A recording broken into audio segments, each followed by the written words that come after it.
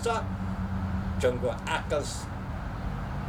Şu kadardı ben yani şundan şart koyayım ki sen hazır vatanda 3 milyon 5. ayının 4. günü Amerika Koşmuş Ştatları Devlet Müdafiasının yardımcı ministeri Randy Schreiber aytdı ki 3 milyon Uygur nazarband kılındı dedi. Hazır akşamlardan haber taptım ki hazır Tayvan haber agentliğinin bagan haberde bu 3 milyon Uygur'dan hazır 2 milyon Uygur ne işkir Xitayga yötkep ketdi. Bu senin hatalığın. Cüngolaka bende bu senin hatalığın.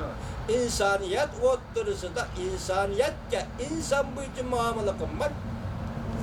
Muşu derecede muamele kılığının senin hatalığın. Ben başta şart koygandak birinci şart Amerika Koşmuş Ştatları boğan münasebetli yaxşı sanksiyon akıllı kadı.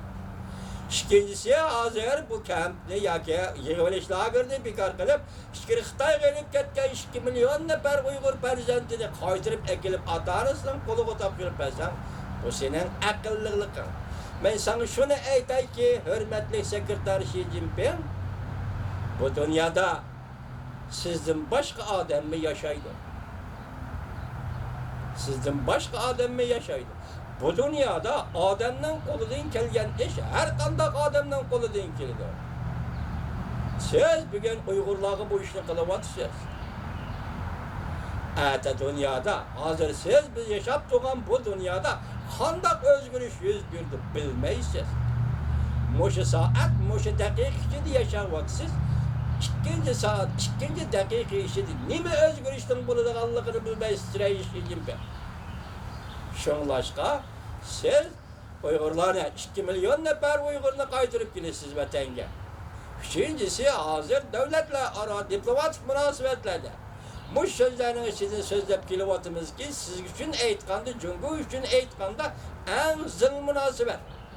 Özünüz tekrarlap geldiniz 20-30-40 yıldan beri. Çünkü Amerika münasebetindeki dünyadaki her qanday devletin bilan bo'lgan münasebettin en mühim münasebettir. En yirik münasebettir. En şeyslik münasebettir dep geldiniz.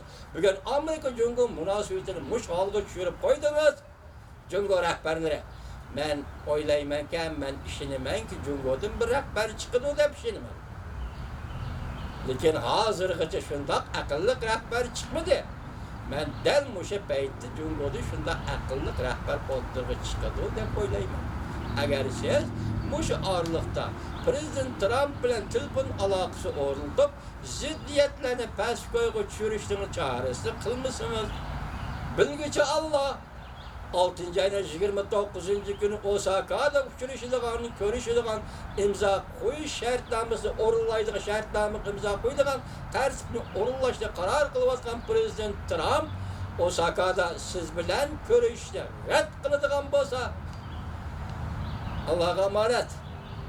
Reis Xi Jinping taxtın düşsez. Kompartiyanın vek bir Allah'a ahırlaşın. Ben şunçilekle eytayım, bilgiçi Allah. Evvel Allah koydum, ben demem, bilgiçi Allah.